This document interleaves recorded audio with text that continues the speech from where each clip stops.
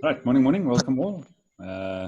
Slightly cooler and overcast day in Joburg this morning, but forecast of rain, as I was saying just now, which would be lovely because don't normally get rain this time of year, but who knows? This weather is definitely not a team player. So, Lee, we're talking teams again, and I think we're going over to Trevor to disrupt the morning to start off with, are we? All right, so I think in that case, with no further ado, we'll hand over to the major disruptor amongst us. So, Trevor, it's all yours. Is that Herman? No, that's you. Oh, okay.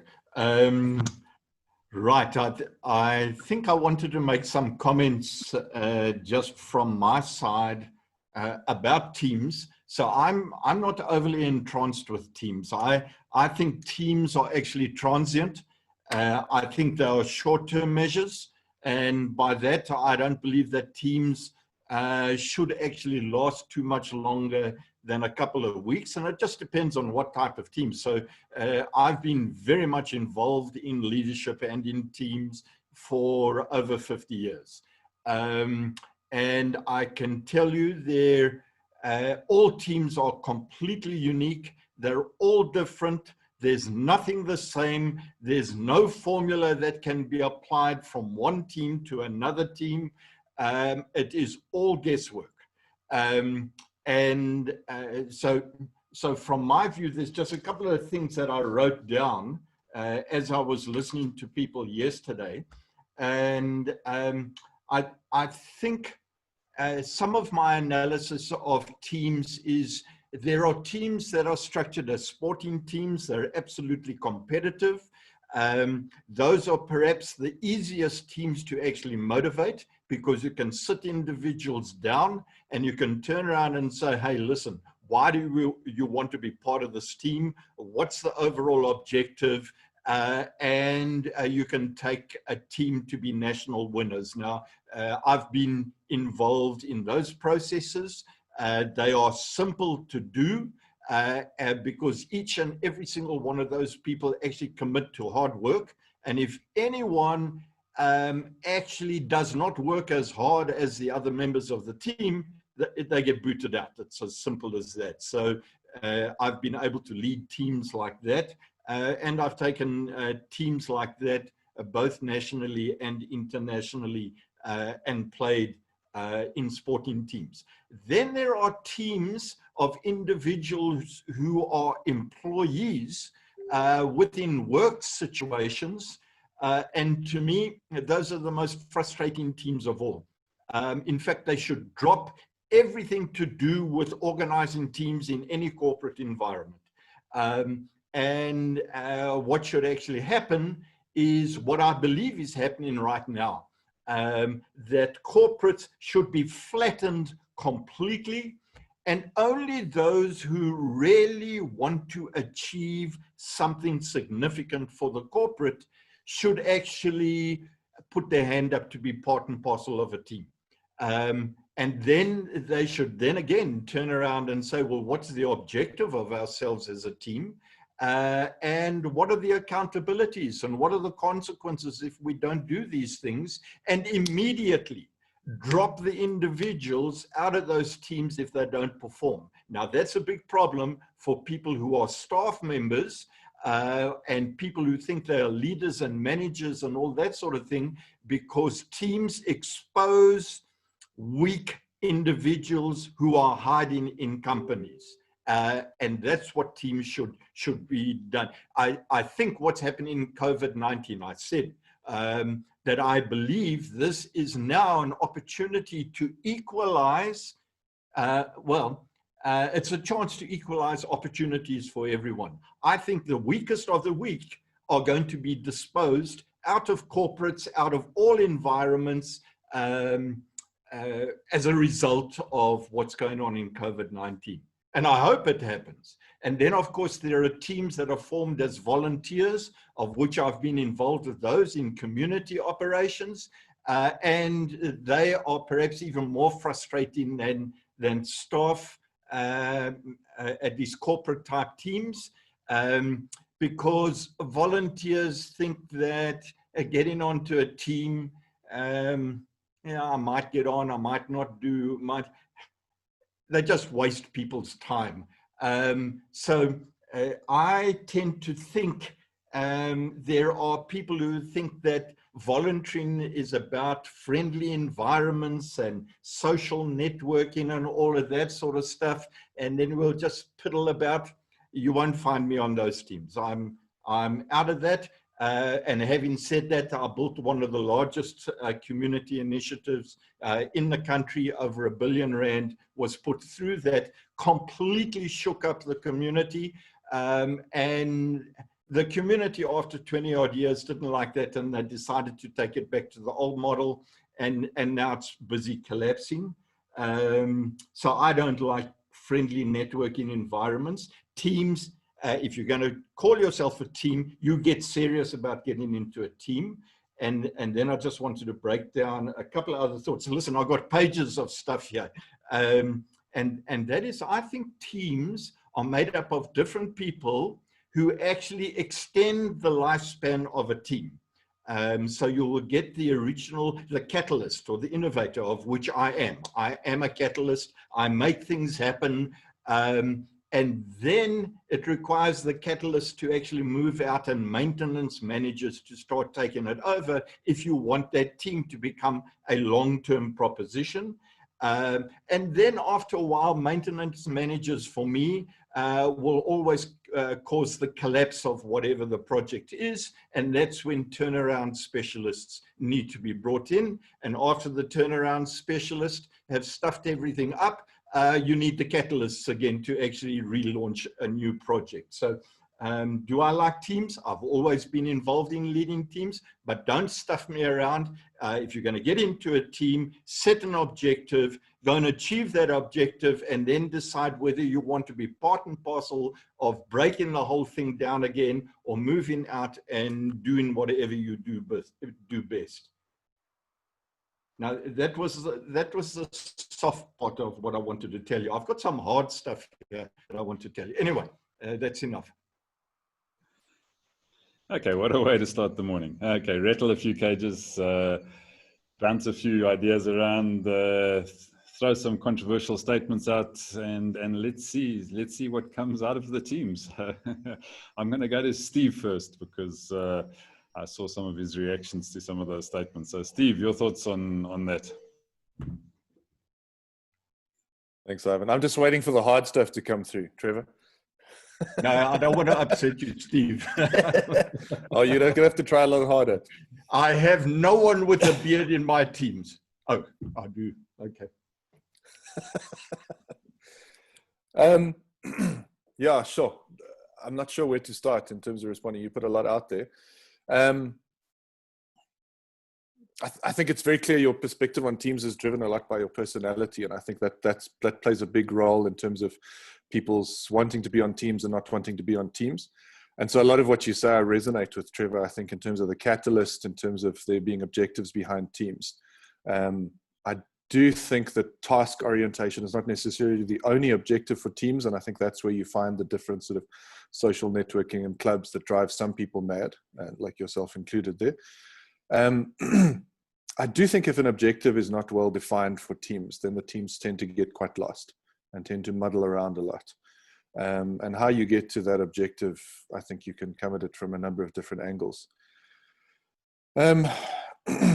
I think I'm still trying to digest though. So if I have any other thoughts, I'll put them on the group. I still want to hear the hard stuff, Trevor. Yeah. Great. Thanks, Steve. Herman, let's get across to you. Well, I totally disagree with Trevor. I mean, you started off that teams should actually not exist. And quite frankly, a lot of achievements humankind has done was because due to teams. I mentioned one important one yesterday with the Higgs boson success a couple of years back, where the leading scientist said without his team, he would not have been able to achieve what they did. The COVID-19 is another example. The infection, the disease is so complex that you need people from various disciplines in order to really know what's going on. And by the way, that's a proven fact that most of the inventions are taking place on borders of disciplines. Now, I agree with the fact that without a clear cut objective, there is no point in creating a team. What for? And after having set the objective, you also need to have a matching process, because yes, there will be people who will not fit into the team. They will disturb. They won't play along. So you need to know whom you invite. You may have to assess the individuals and make it quite clear. I mean, teamwork is not easy. And then you start building trust after you've set your objective, and you also need to have quite a bit of variety within your team. Even people, let's say if it's within company kind of context, you might bring people in who really are working on the bottom, but they are often the ones who really know what the problems are. So I strongly believe in teamwork, and personally, my biggest success I have achieved were through working with teams. Thank you. Thanks, Herman. Right, let's get across to Jasper next.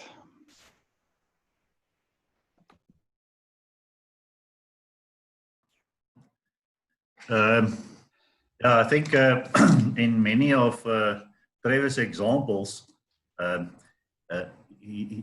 it's part of a strong reaction against how I see the world. But I think that's good. That's what makes up a team. And in some instances, I do agree with him that it is probably the most frustrating initially to work in a team, especially when the people are still trying to find their positions and trying to find why am I here and what is the value that I add. But if I also look back at some of the stuff that I've been involved in, that initial period, you always have that initiator that somehow sees the bigger picture and starts telling people about the bigger picture.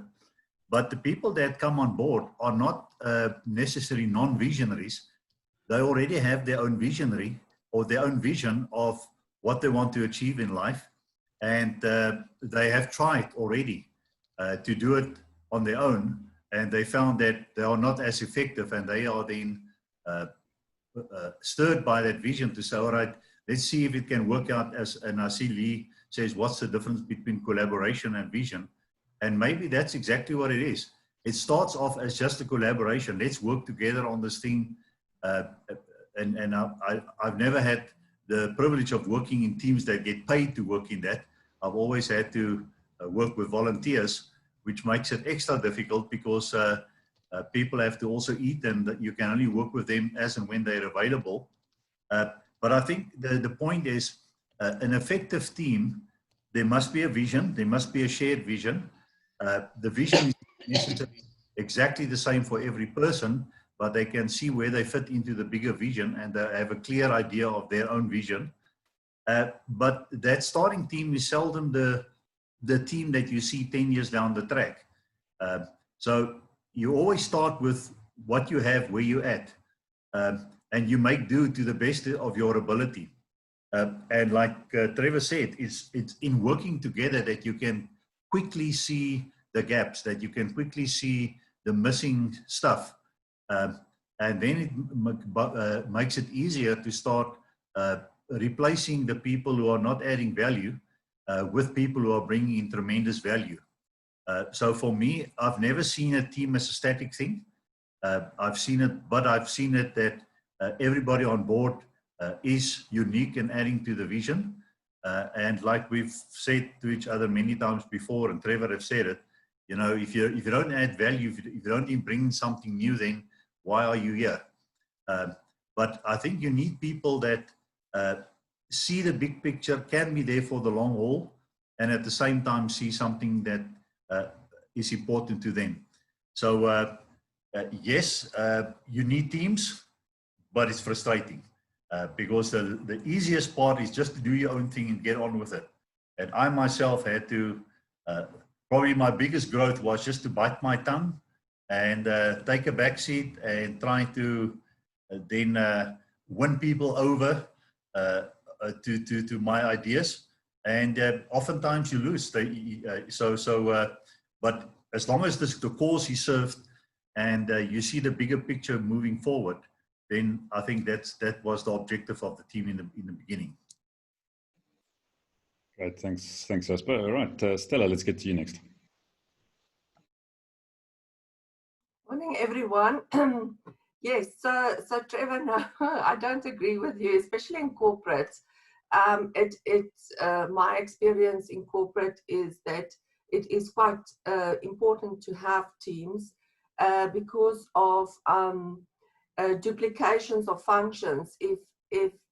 Because you will have a small team that rolls up into a bigger team, and those collaborations then happens on a higher level. And if there is not synergy between the team members and then your bigger team where you roll up in, you can find a disconnect in goals, in etc.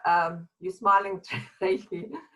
Yeah, so, and then just a comment on the voluntary teams. So I understand what you're saying, especially if you're in a volunteer group. People sometimes think, oh, because I'm a volunteer, you know, I don't need to be accountable for what I need to do because I'm a volunteer. I'm not getting paid for this. I'm doing it just because. And that can cause frustrations within a volunteer group if you've got people that's got an attitude like that and not pulling their weight and not really seeing the cause or the bigger picture why you're actually doing this volunteer work. So I've also been frustrated in that sense, and also in other teams, especially in corporate. But when you work in a team and someone is not pulling their weight, then it's very easy to hold that person accountable, and then it's up to that team leader to either talk to the person or do performance management or whatever it might be. Yeah, so I think teams are important, Trevor, and 1 + 1 is 3, not 2. Okay, I'll stand with that. Thanks, Stella. Yeah, now 1 + 1 is 11. Didn't you know that? Not 3. Right, Master, let's get across to you next. Yeah, thanks. I think we also need to distinguish between teams and community. When we are a large number of people in one place and we start calling ourselves a team, I think we might lose it a bit, especially when we talk about people who do not pull up the weight. You know, when I get into a team, I look at what value can I add in a team before I can, before I decide what is it that I'll get out of this team. It's more about me. It's about what is it that I'm bringing to the broader team to be able to achieve this particular objective. So at times we call communities teams. We find that we are more than, I mean, the most successful team that we know is the team of Christ. They were just 12. So immediately when it goes beyond your 12 and 20, you find yourself in a community where people hide behind other people's efforts. And also, even with the issue of volunteers, I tend not to agree that much. I've volunteered a lot I've worked in community organization where I volunteered. And the reason why I volunteered, I wanted to add a particular value. So immediately you decide to be in a team of volunteers. It's about you adding value into that particular team. So if you are to suck out of the team, that is why you will always not bring anything to the team. So I think what we must caution against is that not all volunteer teams are lexical. You know, we go into volunteer teams to add value. It must be about value add, value add. If I come to this community of wisdoms, it must not be about what can I get out of this. It's about what do I bring to the table so that everybody else benefits from what I put effort in thinking about adding value into the team. Thanks. Great, thanks, Master. Yeah, I think, you know, if everyone has that mindset, it'll be a very different place that we're living in. So, but thank you for that. Right, Kevin, let's get across to you. Excuse me, morning everyone.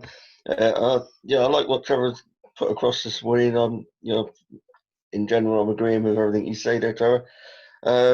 There seems to be a bit of a common theme about adding value coming from everybody. Jasper's mentioned it, Master's just mentioned it.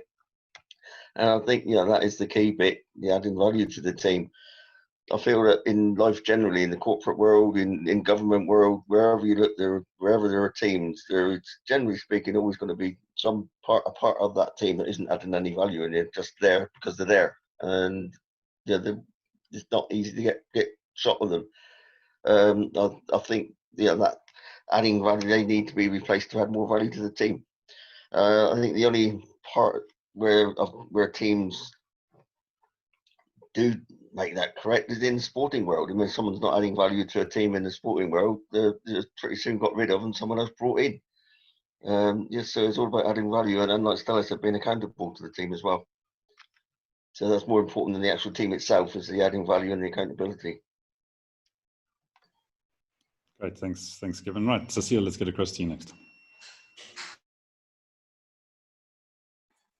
Hi. Yeah, to me, when I think about the team, the only thing that I think about the team is to actually add my value. There's no point in being a team, if in any team, if I'm just going to be right along. So that's probably why when people ask me to get in, to be in a team, and I don't see where I will play a role that adds value to the end goal of that team, then I'm kind of hesitant to actually even get into the team, because what am I doing there? Am I just an observer? Then I might as well not waste my time and be in that team.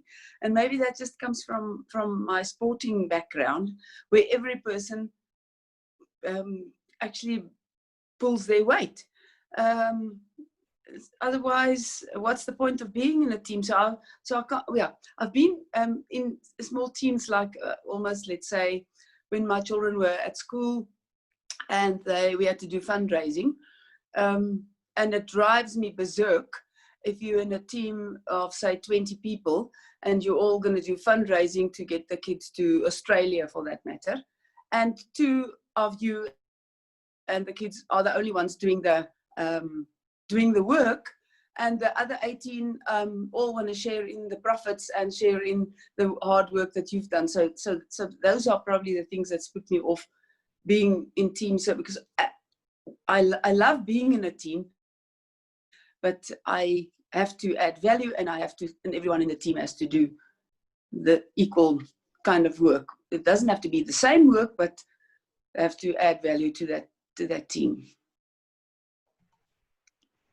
Right, thanks, Cecile. Right, Donovan, let's get across to you next. Morning, everyone. Yes, I actually have mostly good experience with both voluntary and corporate teams. For example, in a corporate setup, we used to work as teams. So if there's a project that was issued, they allocate a team leader for that project, and the rest of the employees would then support the team leader. And at the same time, one of the other team members also have their own project, and then the rest of the staff would then support that person. So you get different teams being led by different members of that organization, and that's how we were able to succeed and actually achieve some good results. Thank you. Right, thanks. Rumpulela, let's get across to you next. Good morning. It's cold outside, but it seems very hot at the Wisdom Chats Zoom meeting today. But anyway, Yeah, look, I guess the question that Lee had yesterday was, what are some of the challenges of teams or working in teams? I'm going to go back a little bit to what I spoke about yesterday in terms of values. And I'll cover only 2 examples for the interest of time, just to show what I meant by values and how sometimes they become a challenge. So what you would have, especially in my case, is that you are a small business. You only have so much when it comes to financial resources, but you need other people to come in and bring in their expertise and their help. These people themselves are also probably business people who still are running small businesses. So they're still dealing with bread and butter issues. And so when you come together as a team and you're saying, look, we are doing this work with the promise that in the future, money will be made and we all live. And the challenge is that people are still dealing with bread and butter issues. And they are thinking, look, as soon as money comes in, I need my cut. And you find that that's then what starts to become a problem. So I'm giving that as an example of where values have become an issue, where I have a tendency to say, I can suffer for long because I know eventually that suffering would lead into bigger fruit. And somebody else is like, look, I need to eat now.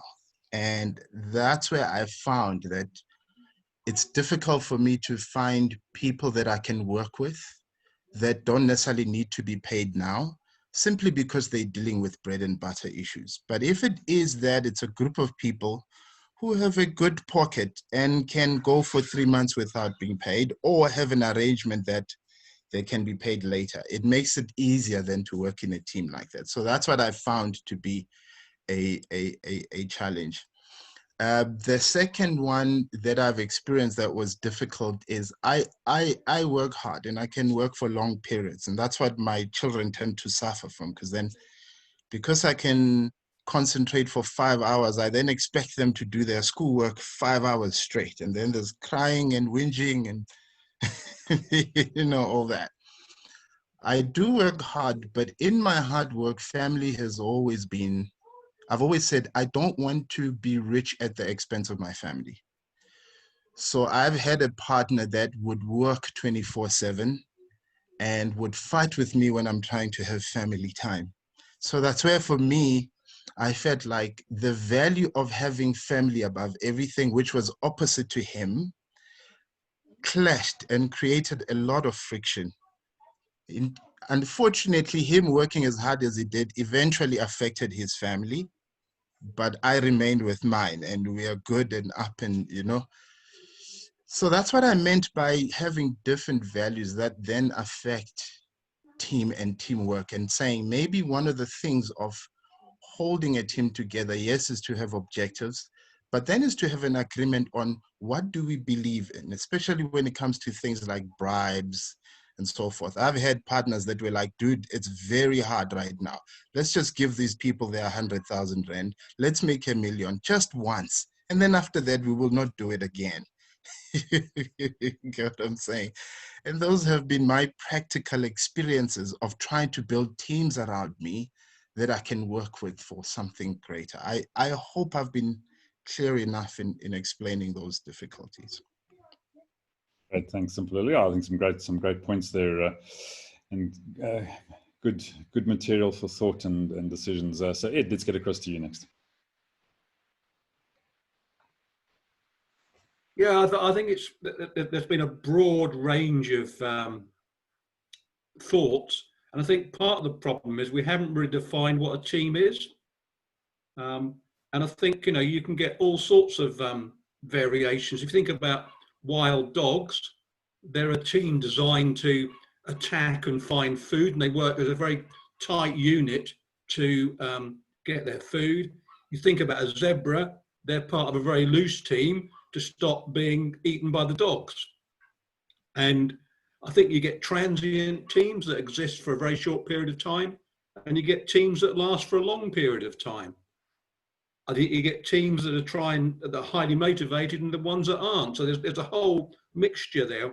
And when I think about the teams I've worked with as an auditor, I never had to motivate anyone because all the trainees wanted to get experience, pass their exams, get a big tick on their sheet and go out in the big wide world.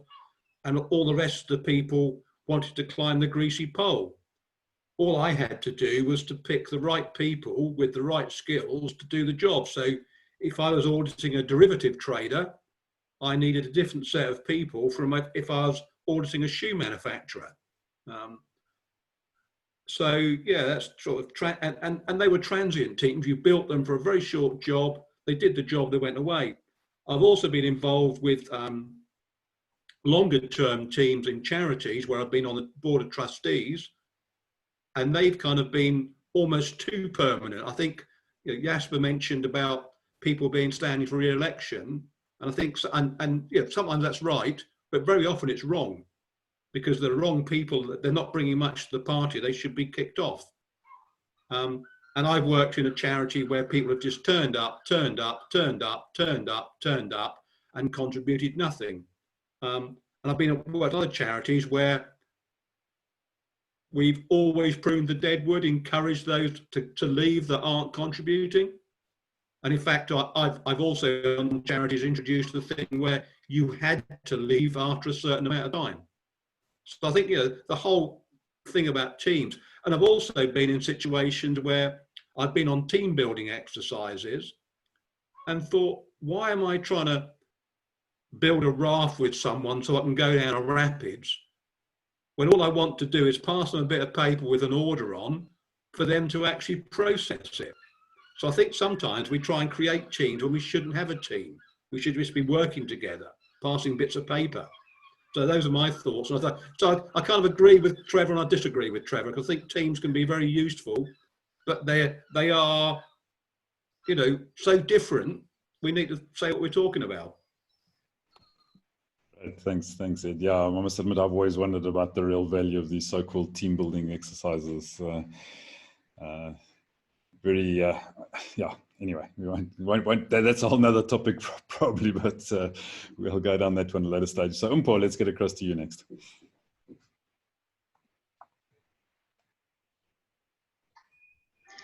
Morning, everyone. Sorry I was late, but interesting topic.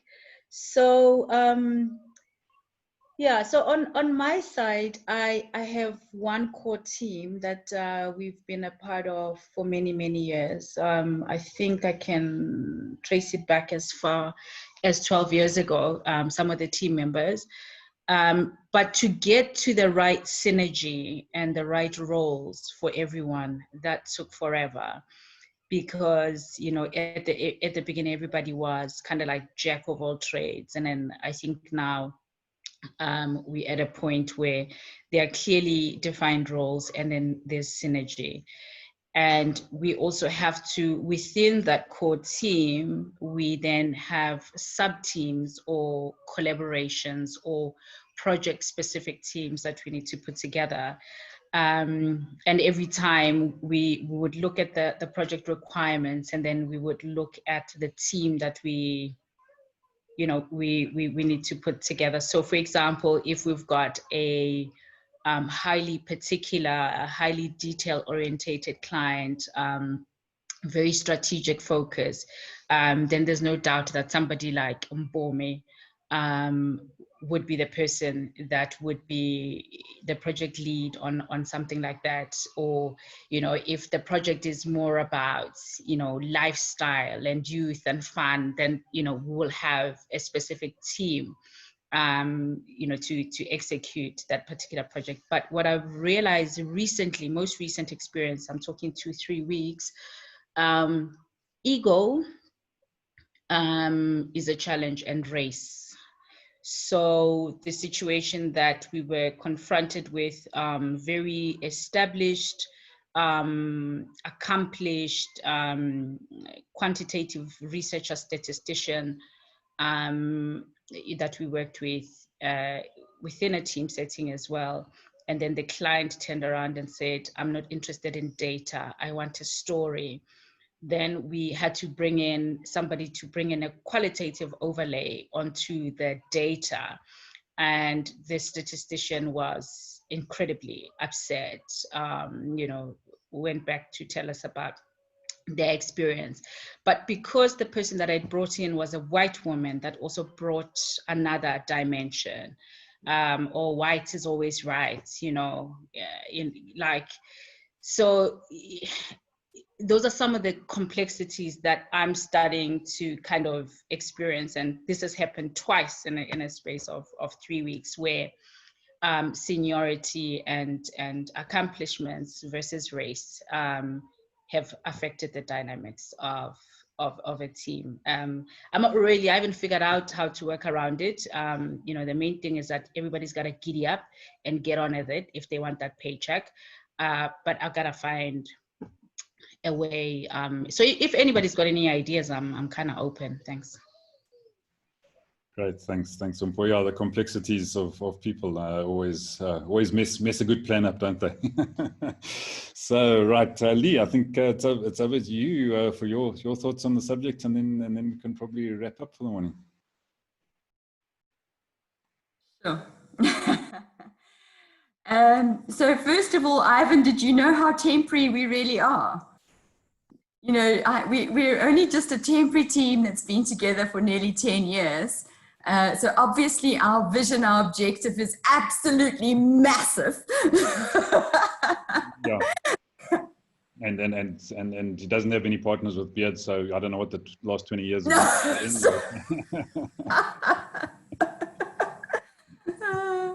And so objectives are also just in terms of voluntary teams. They are really tricky because yes, you have the hangers on and the people who want to be there, but people have often volunteered or mostly volunteered because they're very passionate about that particular endeavor. And it's with passion comes energy, but with passion also comes, I want to do it my way. Or this is the way it should be done. And so there's many different dynamics in those scenarios as well. And so yes, I think the most important thing I've certainly learned, and whether it's a partnership, whether it's a marriage, whether it's a family, whether it's a volunteer team, whether it's collaboration, whatever you want to call it, there's all different configurations. They are all absolutely unique. Every single partnership I've had, it's all related to the people there, how they work, and you're constantly having to find your place, be true to yourself, but it's still a figuring out. It's the Rubik's Cube, or I don't know if that's too defined, because it's always about finding the right configuration. Trevor wants to say something.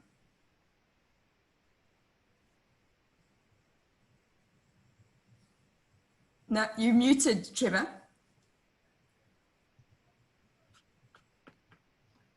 So I'm looking for effective people in my team. I just wanted to make a couple of comments, and that is, I believe in effective teams. So that's why I've always got involved in teams. I also wanted to say, I actually don't want people who fit into a team. I want people who don't fit into a team, because then I can make a great team. And that's always been my experience. And I think that's where a big mistake of teams coming in. People look to fit the right people in. It's a load of rubbish. You want people that are the wrong fit, and then you'll get the right team.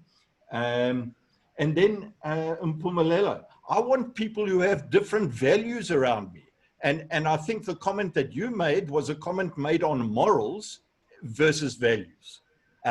So morals, I agree with you, acceptable and unacceptable standards of morals. But man, we need to actually have people that have different values and then understand what underlies the particular principles. And we can't learn until we actually mix our team with people who see things from different perspectives.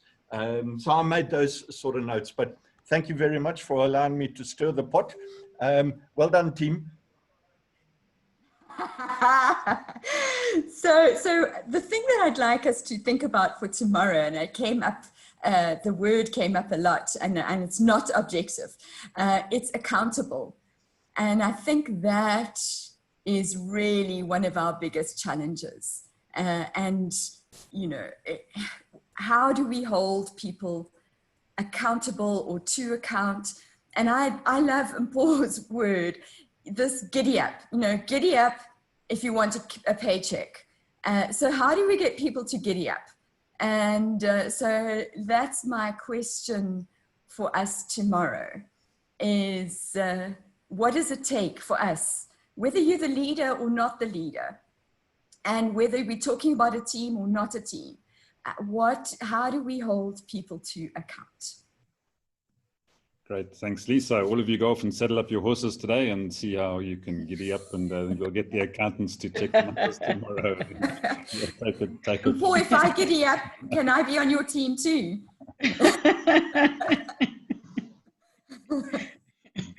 Yeah, it shows the quality of my vocab.